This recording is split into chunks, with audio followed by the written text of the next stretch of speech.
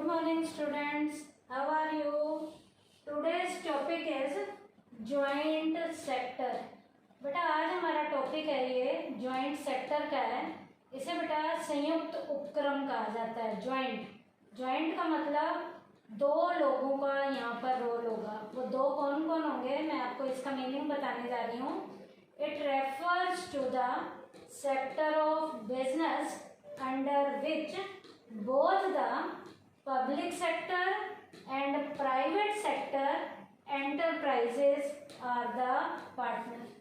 बेटा joint sector में बेटा बिजनेस की ऐसी यूनिट होगी जिसमें बेटा पब्लिक सेक्टर के भी एंटरप्राइजेज और प्राइवेट सेक्टर की भी जो एंटरप्राइजेज हैं वो एज अ पार्टनर इस बिजनेस की यूनिट में रोल प्ले कर सकते हैं। तो जॉइंट सेक्टर क्या है बेटा?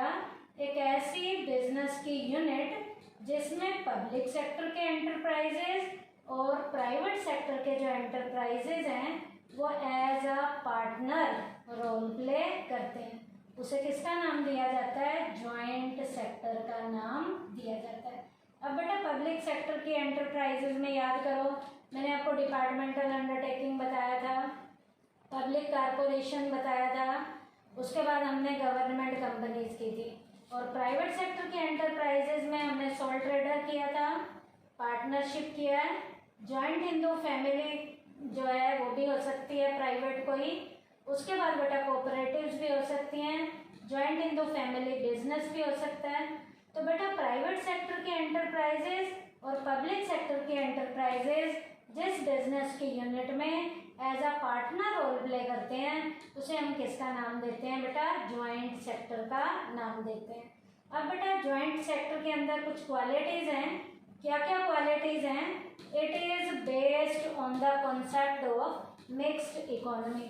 जॉइंट सेक्टर जो है मिक्स्ड इकोनॉमी के कॉन्सेप्ट पे बेस है।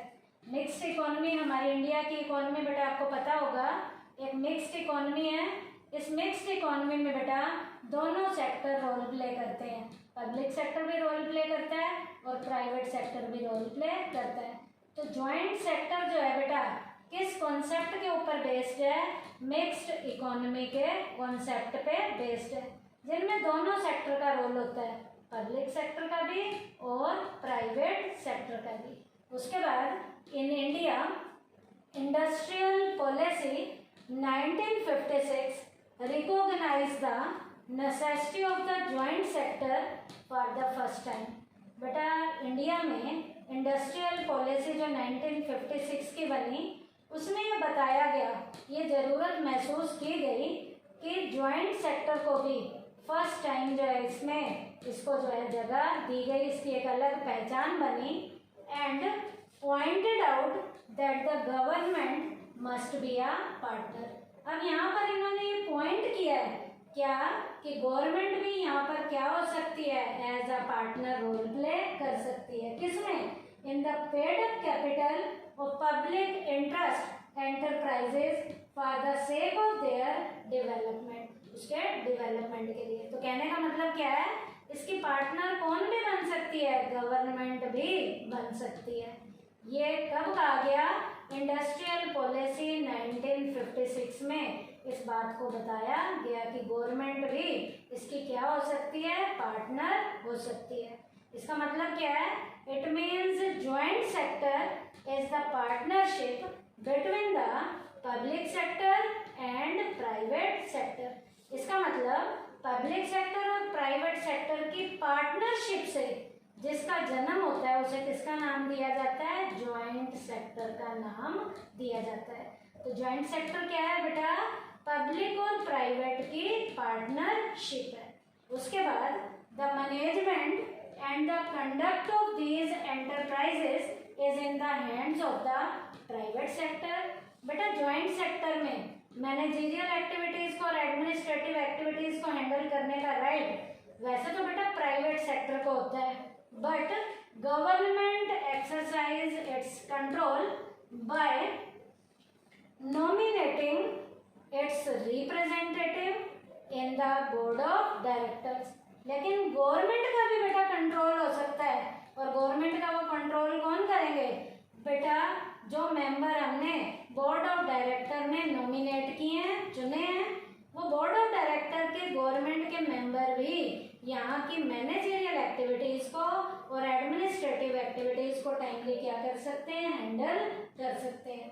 अब बेटा वो कैसे हैंडल करेंगे, इसमें भी है बेटा, according to direction of the central government the paid up capital in these companies should be divided as follows.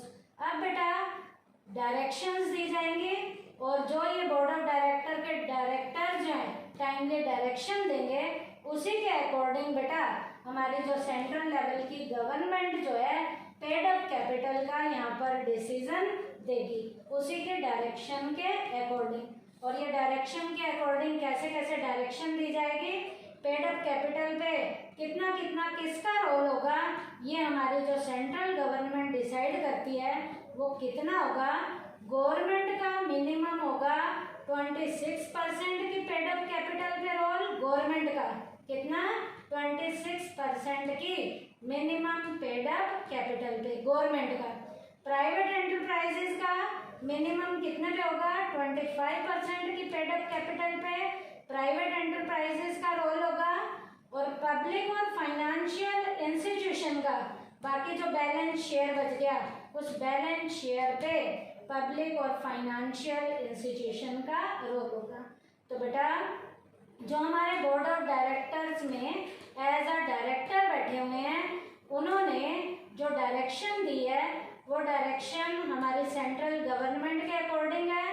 और उन्होंने पेड अप कैपिटल का शेयर ज्वाइंट सेक्टर का जो बताया है, गवर्नमेंट का 26% पे है, प्राइवेट एंटरप्राइजेस का मिनिमम 25% की पेड अप कैपिटल पे है, पब्लिक और फाइनेंशियल इंस्टीट्यूशन का बैलेंस शेयर पे है।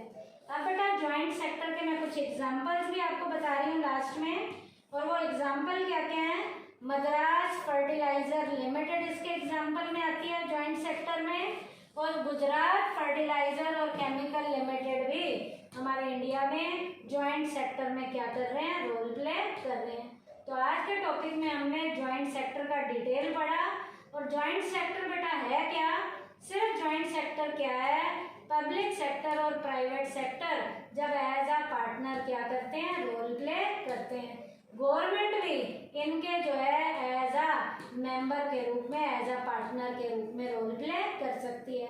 और पेड अप कैपिटल पे जो डायरेक्शन सेंट्रल गवर्नमेंट की दी गई है, गवर्नमेंट का 26% का है, प्राइवेट एंटरप्राइजेस का 25% का है, पब्लिक और फाइनेंशियल इंस्टीट्यूशन का बैलेंस शेयर पे है। तो आज का टॉपिक हमारा क्या था बेटा, ज्वाइंट सेक्टर था। थैंक यू बेटा।